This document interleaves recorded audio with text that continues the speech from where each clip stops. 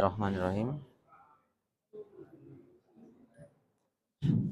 Bismillahirrahmanirrahim. Assalamualaikum warahmatullahi wabarakatuh.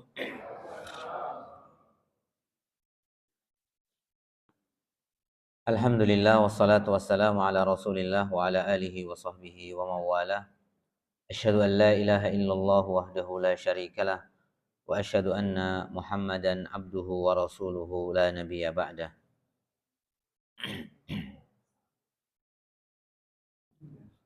Hadirin yang dirahmati oleh Allah Subhanahu wa taala, tidak bosan-bosannya kita bersyukur kehadirat Allah Subhanahu wa taala yang mana sampai pada pagi hari ini kita masih diberikan banyak nikmat oleh Allah Subhanahu wa taala. Nikmat kesehatan, kemudian juga nikmat kesempatan, nikmat iman, sehingga kita sama-sama dapat berkumpul di tempat yang mulia ini untuk sama-sama memenuhi salah satu undangan Allah Subhanahu wa taala, yaitu sholat subuh berjamaah.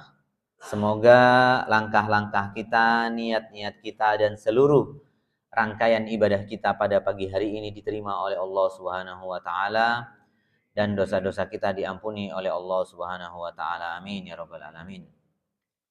Selanjutnya tidak lupa kita selalu memanjatkan salam, salawat dan salam kepada Rasulullah Shallallahu Alaihi Wasallam, yang mana kita juga berharap dengan selalu bersolawat kepada beliau kita termasuk salah satu pengikut-pengikutnya yang berhak mendapatkan syafaat beliau kelak di hari kiamat. Amin ya rabbal alamin.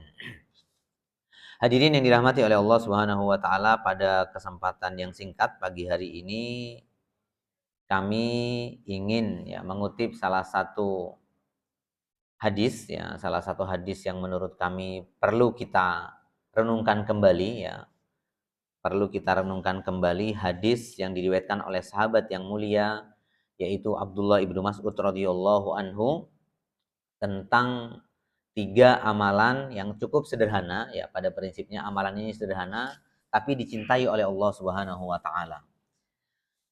Dengan harapan ketika amalan tersebut dicintai oleh Allah Subhanahu wa taala, maka sudah tentu otomatis, jazakallahu khair, sudah tentu otomatis ketika Allah mencintai amalan tersebut, maka kita berhak mendapatkan ridha Allah Subhanahu wa taala. Sahabat yang mulia Ibnu Mas'ud radhiyallahu anhu mengatakan, ini redaksi hadisnya, ini redaksinya punya Imam Muslim. Redaksinya adalah milik Imam Muslim. Hadis ini hadis sahih, Redaksinya ada banyak redaksi, cuman ini redaksi yang saya ambil adalah redaksi Imam Muslim, Ini riwayat Bukhari, Muslim, Imam Ahmad. Namun redaksi yang kami ambil ini yang cukup terkenal. Sahabat Ibnu Mas'ud, sahabat yang mulia, bertanya kepada Nabi Shallallahu Alaihi Wasallam, "Sa'altun Nabiyya Shallallahu Alaihi Wasallam, ayyul amali ahabbu ilallah." Ibnu Mas'ud, seorang sahabat yang mulia, bertanya kepada Nabi Shallallahu Alaihi Wasallam tentang amalan yang dicintai oleh Allah Subhanahu Wa Taala. Beliau mengatakan, aku bertanya kepada Nabi Shallallahu Alaihi Wasallam, wahai Rasulullah, amal apakah yang dicintai oleh Allah Subhanahu Wa Taala? Luar biasa. Seorang sahabat yang mulia, ini termasuk karakter dari para sahabat, selalu haus akan ilmu, haus akan beramal.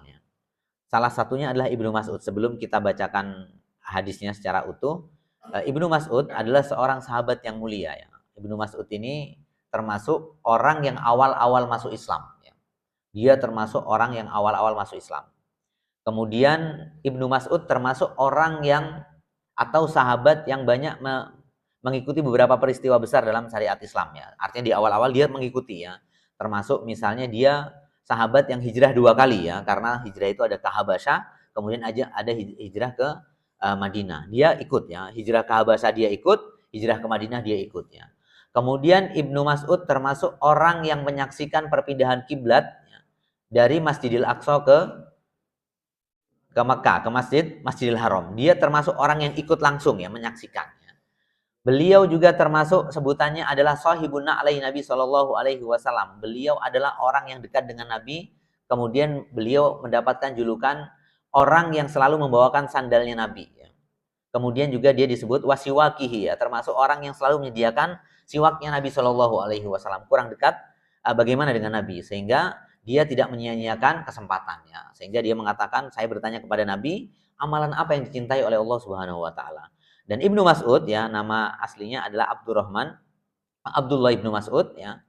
Nama aslinya Ibnu Mas'ud ini biasa orang Arab, kunyahnya adalah Abu Abdurrahman ya. Namanya Abdullah Ibnu Mas'ud. Nah, kemudian ya beliau termasuk sahabat yang banyak meriwayatkan hadis ya. Sahabat yang banyak meriwayatkan, dia ini termasuk 10 besar ya. Kalau nomor 1 Abu Hurairah, kemudian Ibnu Umar, Aisyah radhiyallahu anha, kemudian beliau termasuk 10 besar sahabat yang banyak meriwayatkan hadis ya. Ini artinya sahabat yang mulia ya. Nah, hadirin yang dirahmati oleh Allah Subhanahu wa taala, kemudian Nabi Shallallahu alaihi wasallam mengatakan, menjawab pertanyaan dari Abdullah Ibnu Mas'ud ketika beliau mengatakan, wahai Nabi, maksud beliau ya, maksud Ibnu Mas'ud, tolong beritahu aku amalan yang kalau aku kerjakan maka Allah akan mencintaiku ya.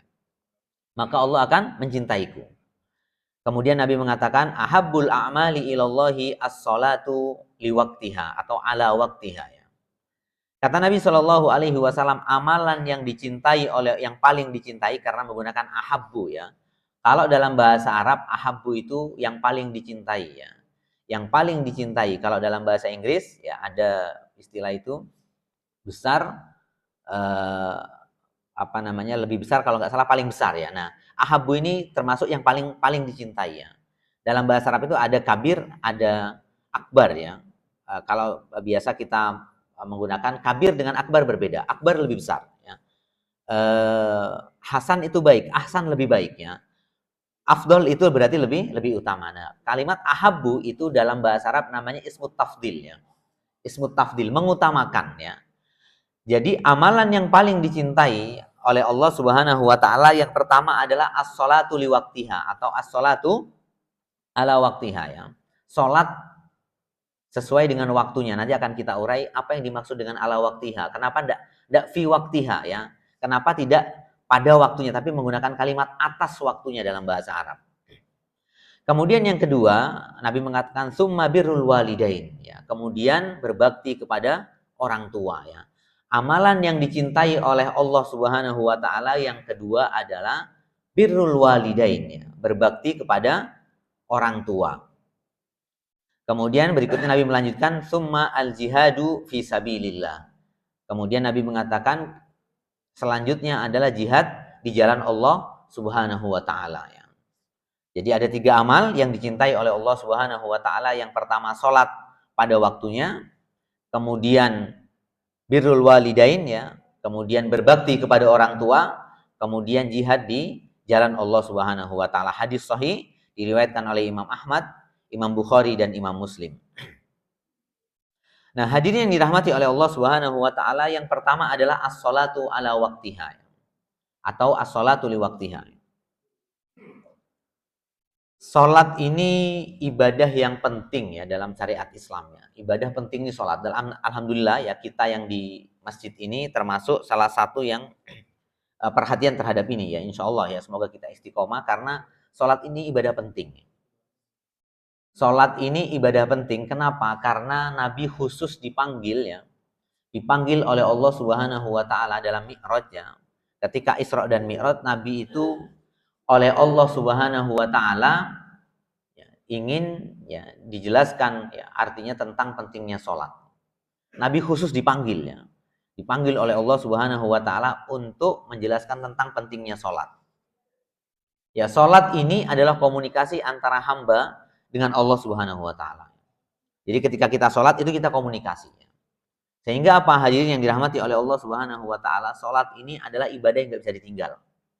Apapun kondisi kita tidak bisa ditinggal. Bepergian ada sholat, ya, ada sholat. Ketika kita sakit tetap sholat, ya. Tidak ada hadis satupun atau ayat satupun mengatakan kalau kita bepergian atau kalau kita sibuk atau kalau kita sakit tidak sholat, tidak ada. Ada tata caranya. Bahkan perang pun ya, di dalam surat Al-Maidah Allah Subhanahu wa taala dalam kondisi perang pun harus sholat. Dalam kondisi darurat harus sholat. Artinya apa? Sholat ini ibadah yang penting. Ya, sholat ini ibadah yang penting. Tidak boleh kita remehkan. Ya. Sehingga itu bentuk ya, kalau dari sisi sederhananya kalau kita terjemahkan secara bebas, sholat itu komunikasi kita dengan Allah Subhanahu wa taala. Karena dalam bahasa Arab as-sholah ya, itu menyambung ya. Artinya komunikasi antara seorang hamba dengan Allah Subhanahu wa taala. Kita lihat dari surat Al-Fatihah itu kan kita komunikasi pada dasarnya. Kita memuji Allah dulu, kemudian kita meminta ya. Itu komunikasi kita dengan Allah Subhanahu wa taala. Nah, hadirin yang dirahmati oleh Allah Subhanahu wa taala, kemudian para nabi semuanya sholat ya. Tidak ada nabi yang tidak sholat ya. Kalau kita baca ayatnya, misalnya di dalam banyak ayat ada ayat dalam Al-Qur'an wa kana ya'muru ahlahu bis-sholati waz-zakat ya. Salah satu syariat para nabi itu juga sholat. Nabi itu semuanya sholat. Ya, baik dari Nabi Adam ya sampai Nabi yang terakhir Nabi Muhammad Shallallahu Alaihi Wasallam semuanya sholat. Ada ibadah sholat. Ya karena apa? Karena penting. Karena ini komunikasi kita dengan Allah Subhanahu Wa Taala. Para Nabi ketika misalnya menasehati anaknya, maka mengatakan sholat itu bagian dari syariat. Nah yang tadi kita singgung ya, Allah Subhanahu Wa Taala khusus memanggil Nabi Shallallahu Alaihi Wasallam ketika Mi'raj untuk menjelaskan pentingnya sholat. Ya, jadi sholat tidak bisa kita tinggal. Kemudian hadirin yang dirahmati oleh Allah Subhanahu wa taala, ketika kita menjaga sholat, kita ibaratnya menjaga tiang agama. Kalau kita tinggalkan sholat, maka tiangnya runtuh ya. Ibarat sebuah bangunan ya, agama ini ibarat sebuah bangunan. Kalau bangunan itu tidak ada tiangnya, maka dia akan runtuh. Maka dia akan runtuh. Bangunan itu kalau nggak ada atap, maka dia masih bisa disebut bangunan. Tapi kalau sudah tidak ada tiang, maka dia tidak bisa disebut bangunan.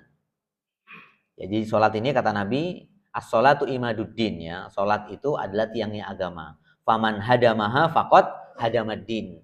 Salat itu tiangnya agama, barang siapa yang menghancurkannya, tidak mengerjakannya, maka dia sesungguhnya pada prinsipnya dia menghancurkan agama.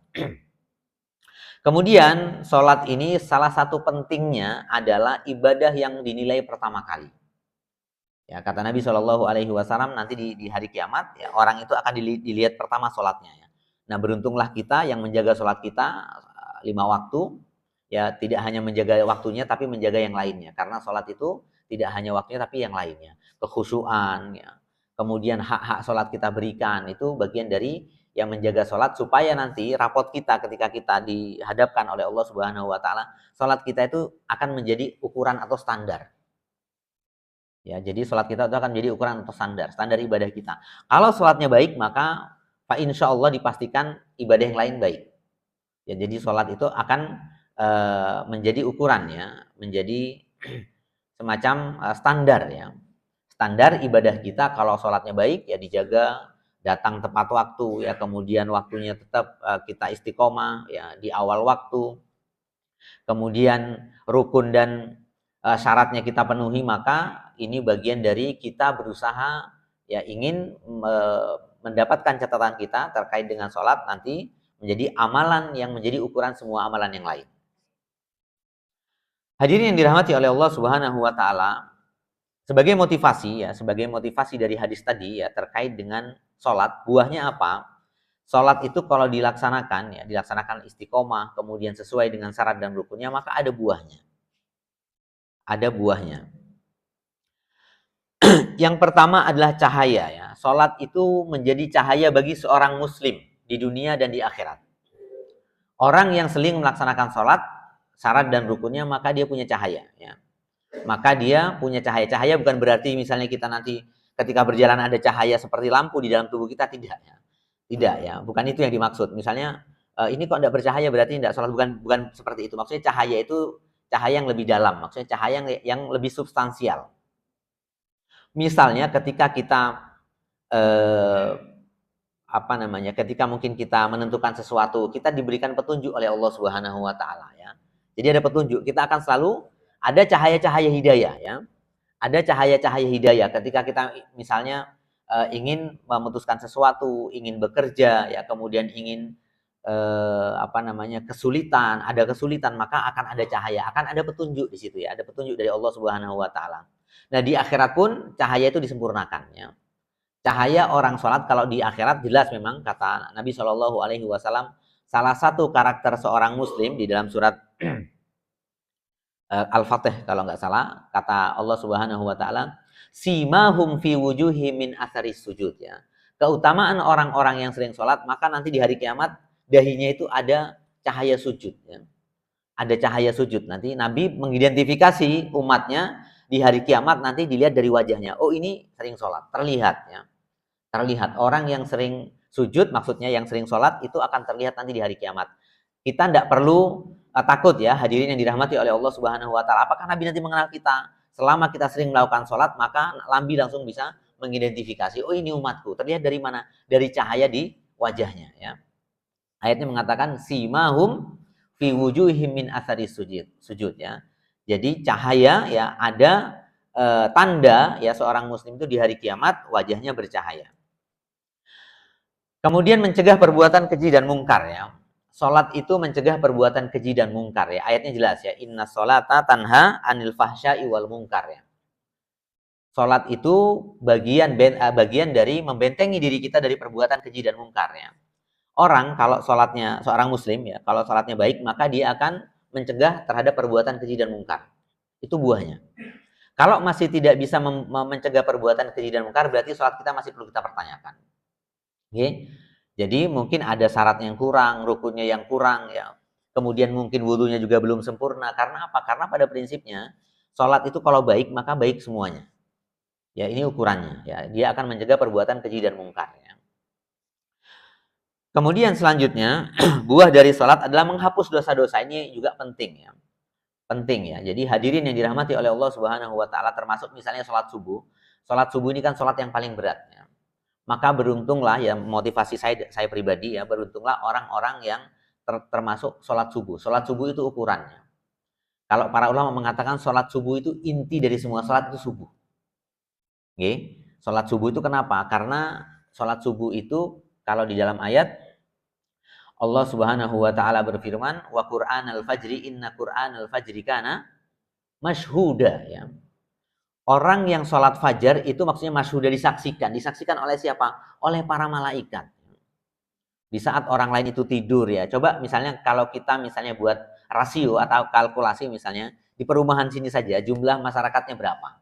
Yang datang ke masjid berapa udah terlihat ya.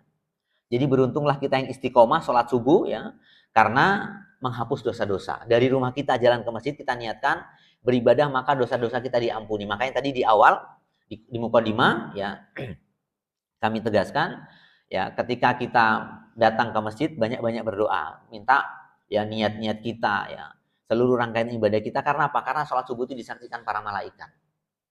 Ya, jadi malaikat yang subuh nanti pergantian shift ya malaikat pagi dan malam, maka yang pagi nanti yang malam sudah naik lapor kepada Allah Subhanahu wa taala. Wahai Allah, tadi saya di Masjid Nurul Islam menyaksikan banyak orang fulan-fulan sudah ada absennya, sudah ada absennya. Jadi tugas kita istiqomah, nggih.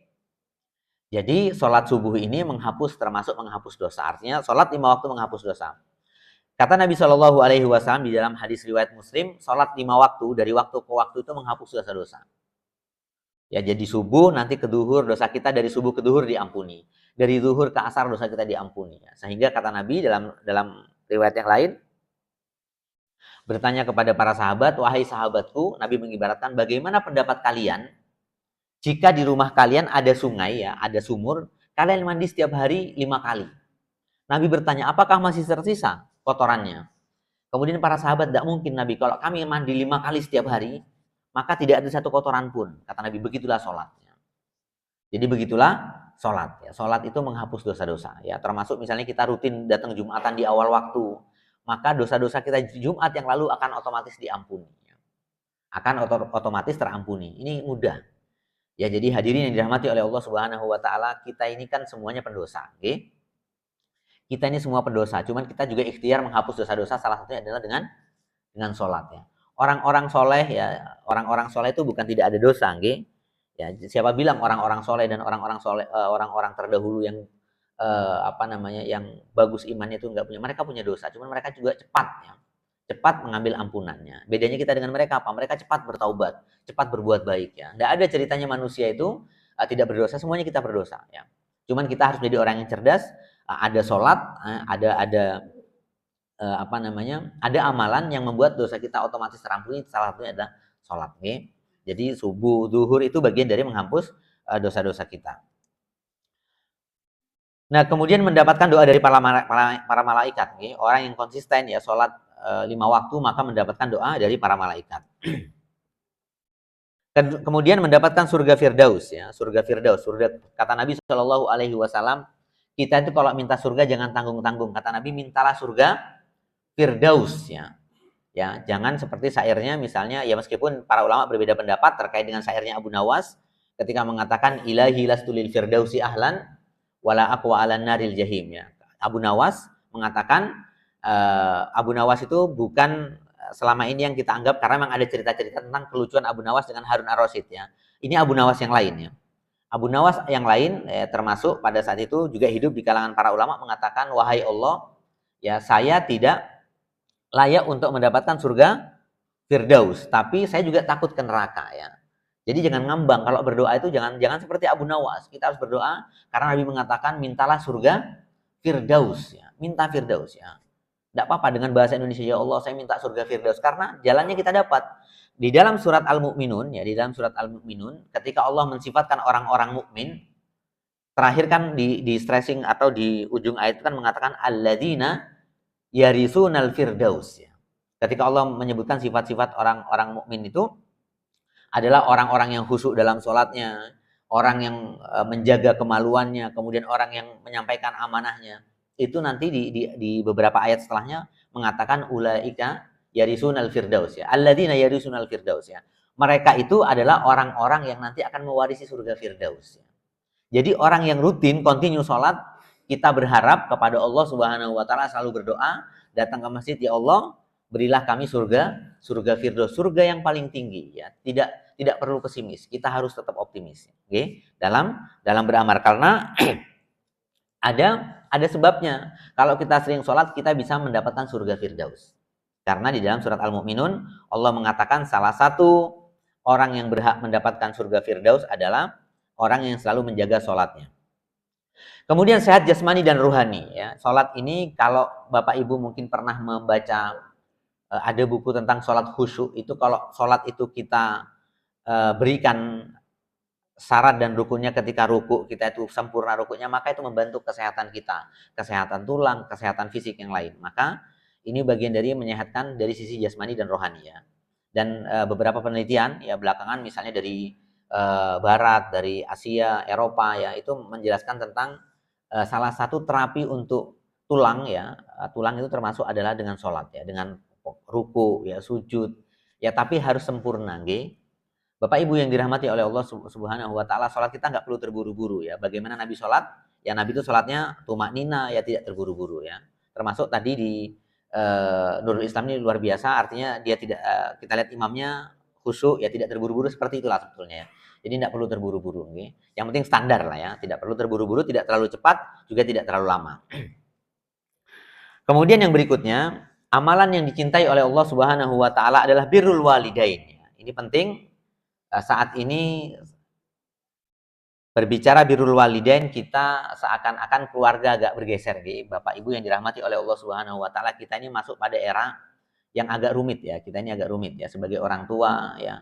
Mungkin kita sebagian di sini sebagai anak ya. Karena komunikasi dan apa ya bahasanya, kehidupan keluarga itu agak bergeser gitu. Agak bergeser ya. Kadang anak itu lupa terhadap ini ya, lupa terhadap birrul walidain. Birrul walidain ini termasuk syariat, okay? Termasuk syariat ya, termasuk syariat. Nah, kita ini mungkin ini ada beberapa anak muda ya, ini ya kita perhatikan ini ya. Kita perhatikan tentang birrul walidain, meskipun bapak-bapak yang ada di sini yang hadir ya. Kita juga meskipun mungkin nanti ada orang tua kita sudah meninggal, tapi ada caranya bagaimana berbakti kepada orang tua. Nah, ini ada ayatnya ya. Ini kita singgung dulu ayat-ayat tentang perintah Allah Subhanahu wa taala. Terlalu kecil mungkin tulisannya. Di dalam surat Al-Luqman, yang paling gampang kita baca ada surat Al-Luqman ya. Allah Subhanahu wa taala berfirman tentang perintah berbakti kepada orang tua, wa qadha rabbuka alla ta'budu illa iyyah wa bil walidaini ihsana ya. Kata Allah Subhanahu wa taala, Allah memerintahkan untuk beribadah ya. Bayangkan hadirin yang dirahmati oleh Allah Subhanahu wa taala, Allah mengikat beribadah kepadanya, kemudian disusul dengan berbakti kepada orang tua ya.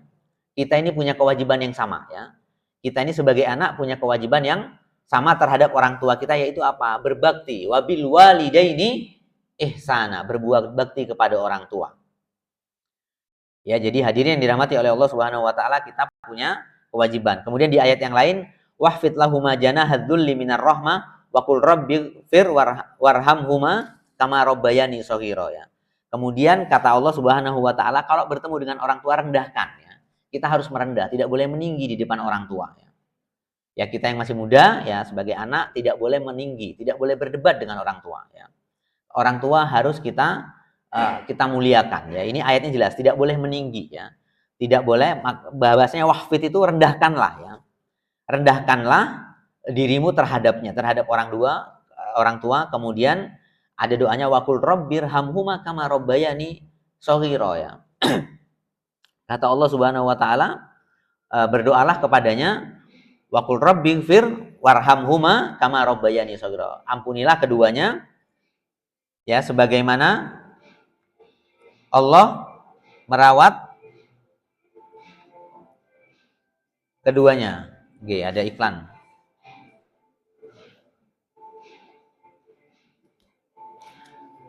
Kemudian ayat yang lain, hadirin yang dirahmati oleh Allah Subhanahu wa taala, ini juga di dalam surat Al-Luqman. Ini ayat yang berurutan, wa wassaynal insana biwalidayhi hamalathu ummuhu wahnan ala wahn ya.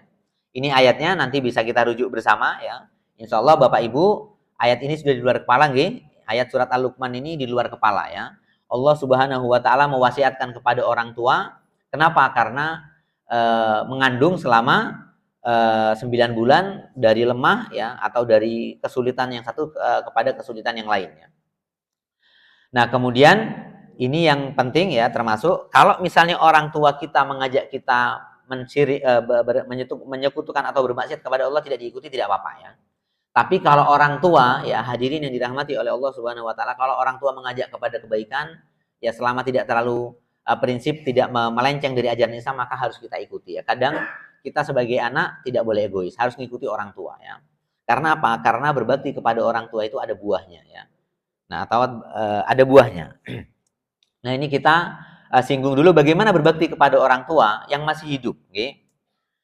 Yang pertama jelas taat dan patuh kepada orang tua. Kita yang masih punya orang tua, kita harus taat dan patuh pada orang tua kita. Ya, misalnya orang tua kalau sudah sudah terlalu tua, misalnya kadang mungkin lupa ya, kita sebagai anak kita ngikuti ya. Ya, ada satu kisah orang tuanya karena sudah lanjut usia, sudah udur, itulah cobaannya ya. Kalau kita sukses maka kita berhak, kata Nabi, mendapatkan pintu surga ya. Kadang orang tua itu kan maunya aneh-aneh gitu. Bapak Ibu maunya aneh-aneh karena sudah tua. Karena memang dia kembali kepada ayatnya jelas kan, nanti ketika dia kembali kepada usia yang tua, maka dia seperti anak-anak. Kita harus sabar memang. Ya disitulah letak ujiannya ya.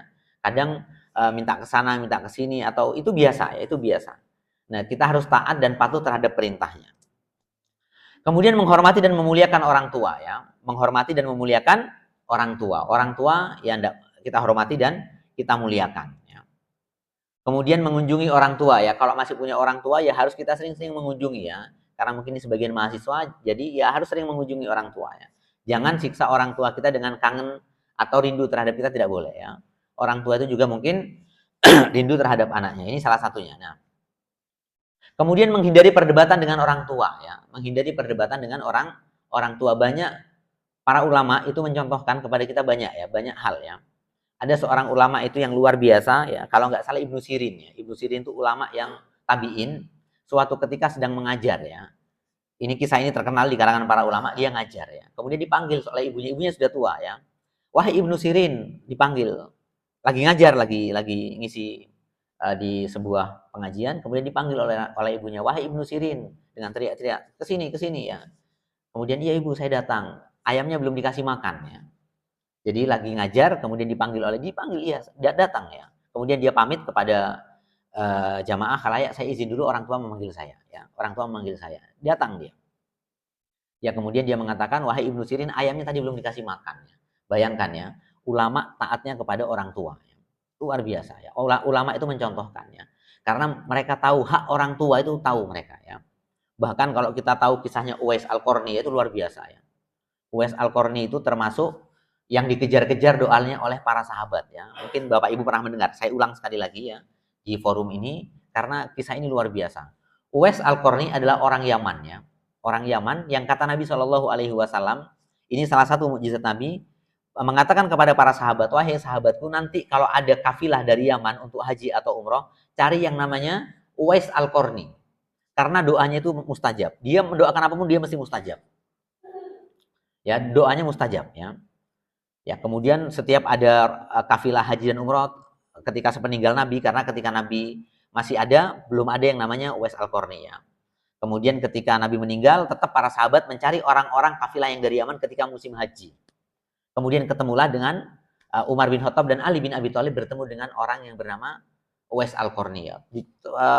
Saya singkat kisahnya ya. Sebelumnya Umar tuh mencari sulit sekali ya, mana Uwais Al-Qarni, mana, nggak ketemu ya. Tapi akhirnya mereka bertemu. Uwais Al-Qarni itu menggendong ibunya dari Yaman sampai ke mana? Haji sampai ke Mekah ya. Bayangkan menggendong ibunya untuk ikut ibadah haji. Kisah ini terkenal ya. Ya, ini bukan dongeng, tapi ini kata Nabi doanya makbul ya. Kalau kita berbakti kepada orang tua, kita mendapatkan doa yang makbul ya, termasuk mendapatkan doa yang makbul. Sehingga ketika Uwais Al-Qarni datang, wahai Uwais, doakan saya ya. Umar mengejar doanya Uwais Al-Qarni ya. Ini luar biasa. Para sahabat tuh kalau Nabi ngomong sesuatu dikejar ya. Saya akan kejar Uwais Al-Qarni, minta doanya ya. Minta doanya Uwais Al-Qarni. Karena apa? Salah satu perbuatan Uwais Al-Qarni yang membuat doanya itu terkabulkan adalah dia berbakti kepada orang tua. Nah, bagaimana kalau orang tua sudah meninggal ya? Ini kalau orang tua sudah meninggal, maka yang pertama kita sering-sering mendoakan, tetap mendoakan orang tua ya.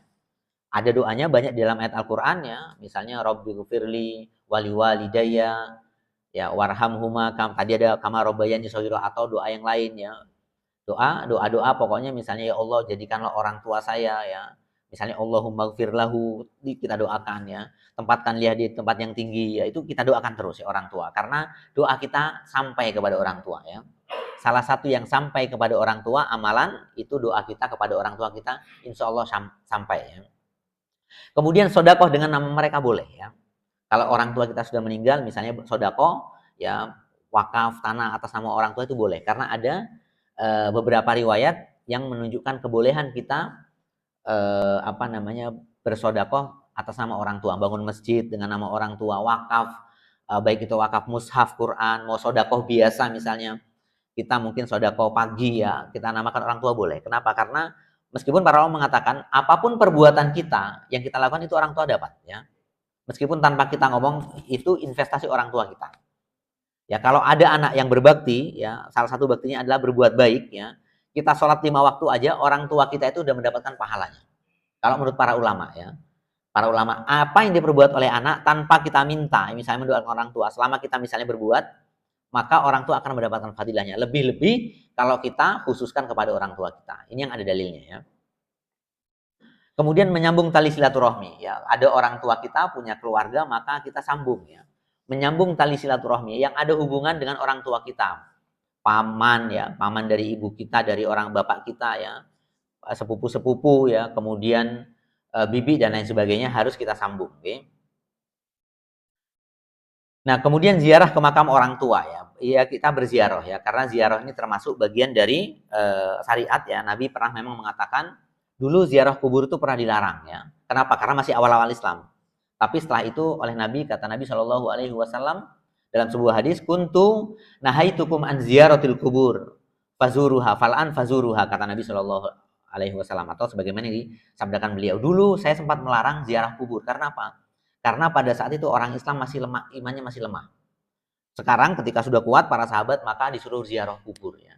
Ziarah kubur itu salah satunya adalah kita berziarah kepada ke makam keluarga kita, kepada orang tua kita ya. Karena ada satu riwayat mengatakan kubur itu kan mungkin secara secara material ya mungkin ya seperti itulah ya. Tetapi kalau berbicara secara simbol agama, maka ziarah kubur itu ada simbol juga, termasuk ada nilainya ya, ada nilai yang juga kita tidak tahu ya, maksudnya karena gaib ya. Tapi Nabi mengatakan ya, barang siapa yang menziarahi seakan-akan memang dia datang kepada orang tuanya ya, kepada keluarganya. Mungkin secara materi orang nggak percaya, orang sudah meninggal, tapi memang Nabi mengatakan ziarah kubur itu salah satunya, di samping kita ziarah, kita juga mengingat mati ya. Salah satunya kita juga nanti akan sampai kepada itu. Kenapa? Karena mengingat mati itu tingkatan tertinggi seseorang ya. Termasuk orang yang sering mengingat mati itu orang yang cerdas, okay? Orang yang cerdas itu orang yang selalu mengingat mati. Ya, kata Nabi, al-kayyisu man dana nafsahu wa amila lima ba'dal maut. Ya. Orang yang cerdas itu adalah orang yang selalu mengingat kematian, itu yang paling cerdas. Ya, dia akan selalu introspeksi dan lain sebagainya, termasuk ziarah kubur ya. Ziarah kubur itu salah satunya adalah bukan kita meminta kepada yang sekarang terbalik ya. Ya hati-hati, sekarang kan terbalik. Ziarah ke makam wali, minta kepada wali itu nggak benar ya. Yang betul adalah kita mendoakan yang ada di kuburan ya. Bukan kita malah minta kepada mereka, terbalik ya. Sekarang terbalik, misalnya ziarah ke makam wali fulan, enggak gitu ya. Minta fulan, saya misalnya rezekinya seret, kemudian saya belum punya anak, tolong, itu terbalik ya. Yang betul adalah kita mendoakan ya kebaikan, mendoakan diampuni oleh orang-orang yang ada di kuburan. Jangan dibalik ya. Jangan dibalik. Karena orang yang meninggal itu lebih butuh doa kita daripada kita meminta kepada mereka. Nah, kemudian buah dari berbakti kepada orang tua, dan ini perlu kita ambil ya, buah dari berbakti kepada orang tua yang pertama sukses dunia dan di akhirat ya. Kita lihat ya, beberapa testimoni orang-orang yang sukses di dunia, maksudnya di dunia itu tidak hanya secara materi, juga yang lain misalnya ya, itu banyak karena berbakti kepada orang tua ya. Misalnya sukses secara karir ya, sukses secara akademik dan lain sebagainya karena memang berbakti kepada orang tua ya. Ini penting ya. Kenapa? Karena Nabi menjamin orang yang mau sukses di dunia dan di akhirat berbakti kepada orang tua. Ada ulama mengatakan dua hal ya, hadirin yang dirahmati oleh Allah Subhanahu wa taala, kata para ulama, dua hal yang membuat kita bahagia di dunia saat ini ya. Kata beliau, yang pertama berbakti kepada orang tua, yang kedua membanyak membaca Al-Qur'an. Kata dia di abad ini, kalau kita mau bahagia ya, karena sekarang ini banyak orang sakit jiwa ya, bahasa apa namanya ya, banyak kena sakit mental.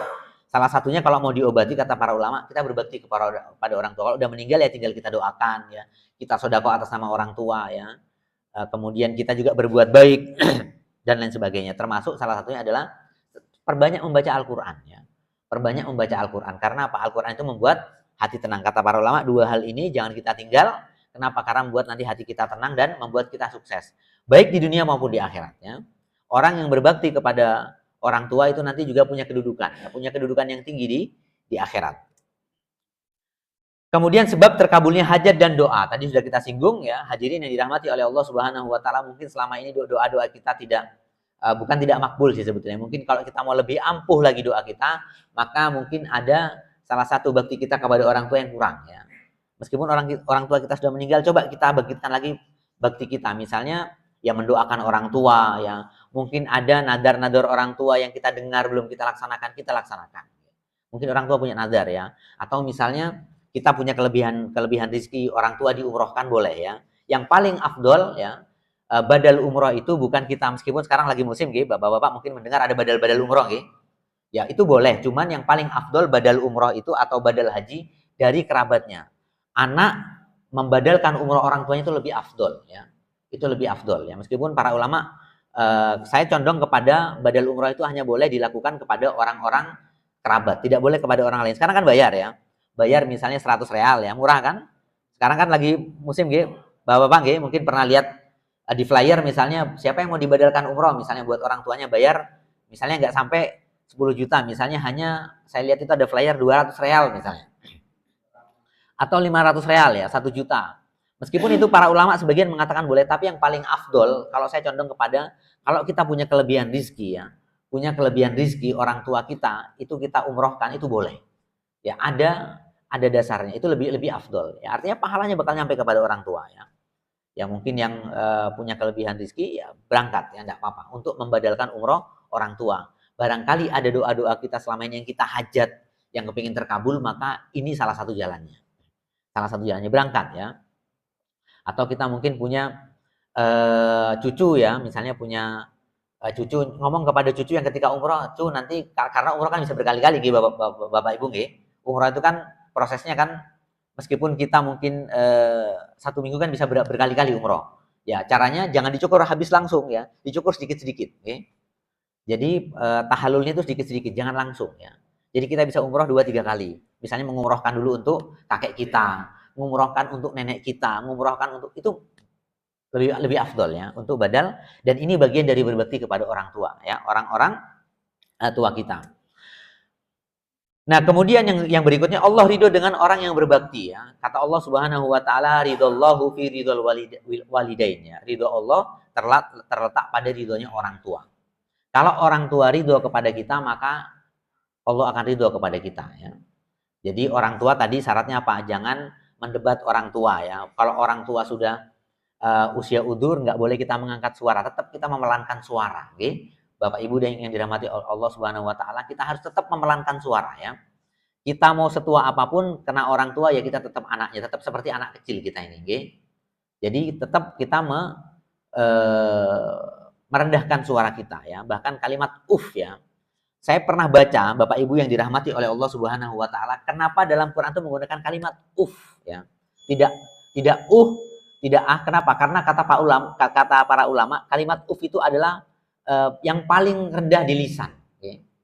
Para ulama mengatakan kenapa pakai tidak pakai misalnya atau tidak pakai ya pakai ba tapi pakai fa ya karena itu adalah huruf yang paling rendah dalam pengucapan dalam bahasa Arab.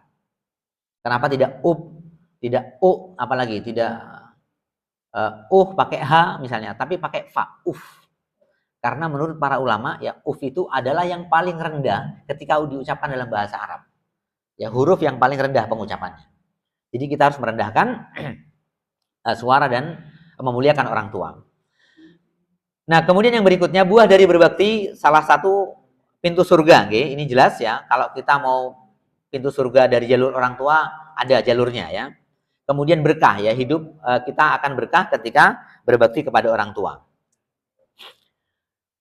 Nah, ini juga keberkahan ini penting ya. Hadirin yang dirahmati oleh Allah Subhanahu Wa Taala, berkah itu tidak mesti bertambahnya materi dan sebagainya. Berkah itu kalau menurut para ulama ziyadatul khair ya.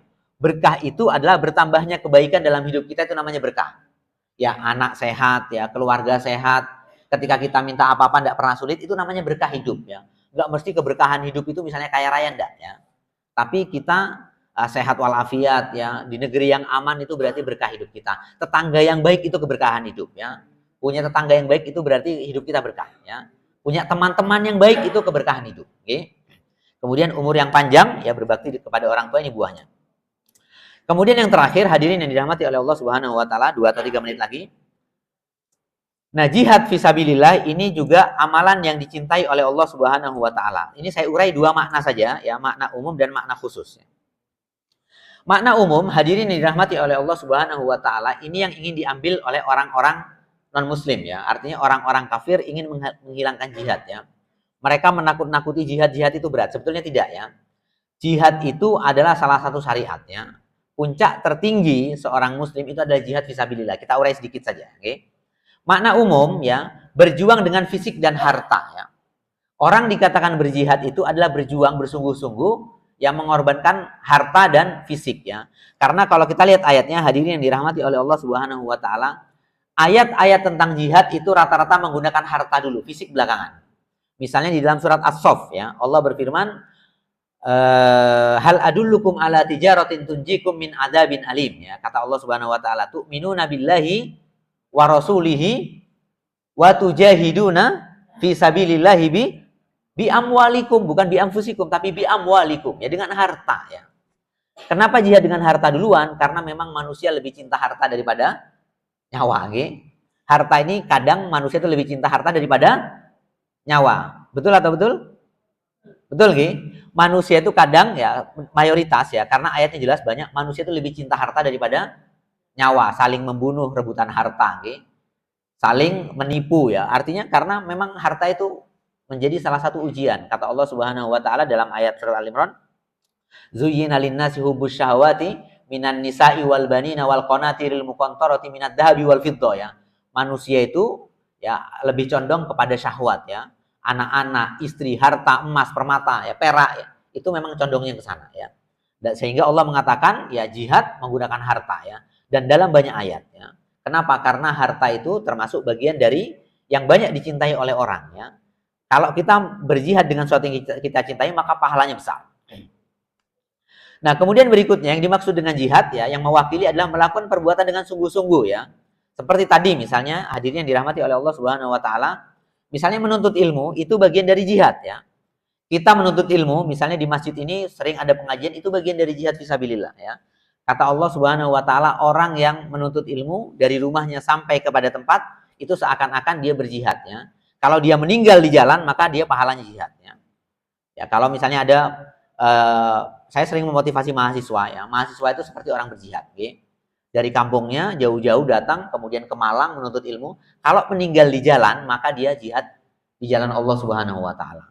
Ya, orang yang menuntut ilmu itu berjihad di jalan Allah, mencari nafkah ya.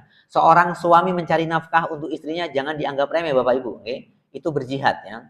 Ya, seorang istri misalnya menjaga harta suaminya ya. Seorang istri mendidik anak itu semuanya berjihad di jalan Allah Subhanahu wa taala ya.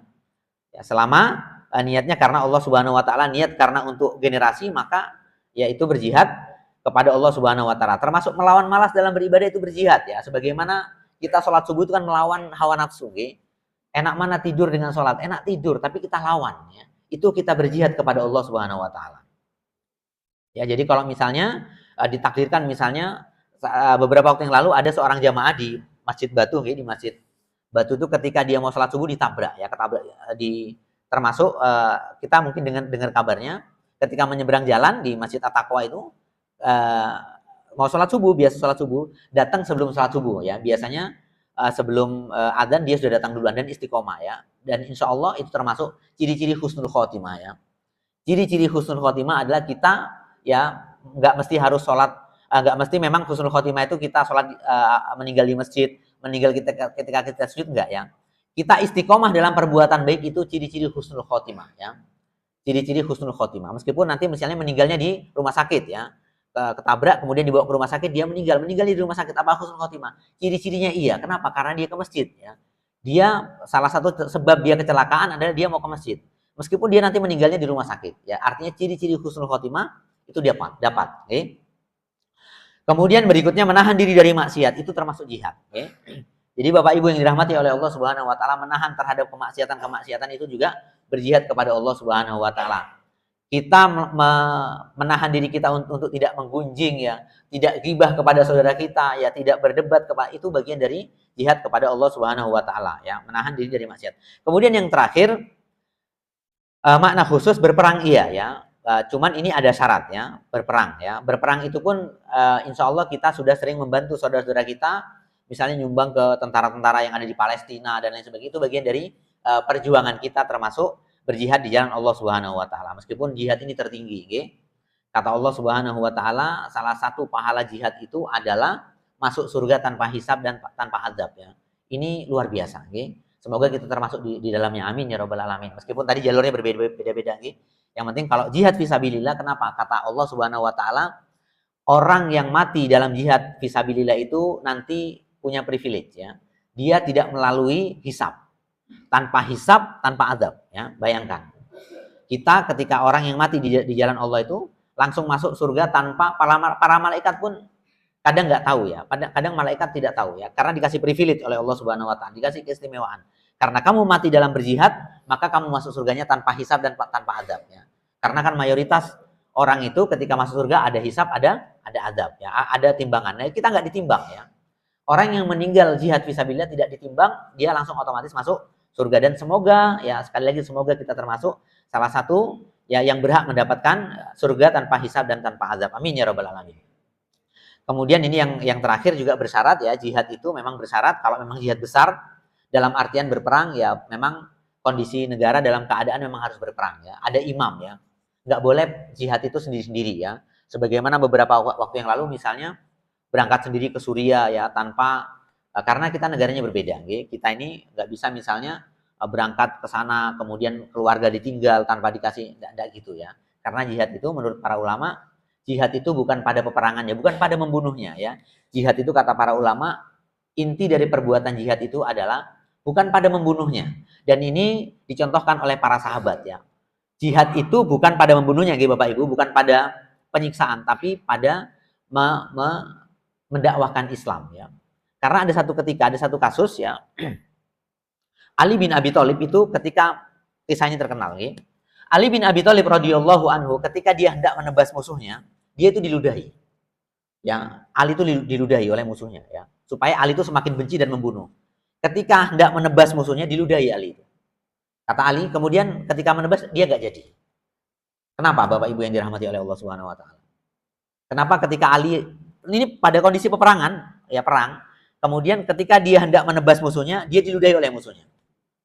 Kenapa? Karena dia takut pakai nafsu. Kata Ali, kalau saya membunuh dia nanti bukan mengangkat li'ila'i kalimatillah ya, bukan nanti mengangkat kalimat Allah, tapi karena kebencian saya kepada dia itu tidak boleh.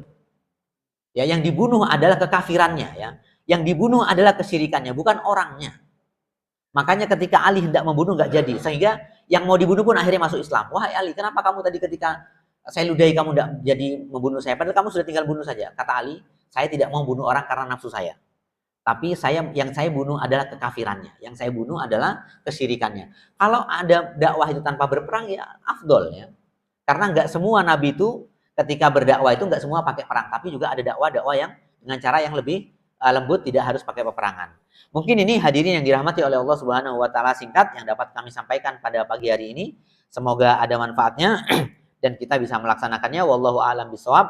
Kurang lebihnya mohon maaf. Kita akhiri dengan membaca doa kafaratul majlis. Subhanakallahumma wa bihamdika asyhadu an la ilaha illa anta astaghfiruka wa atubu ilaik. Saya akhiri, kurang lebihnya mohon maaf. Assalamualaikum warahmatullahi wabarakatuh.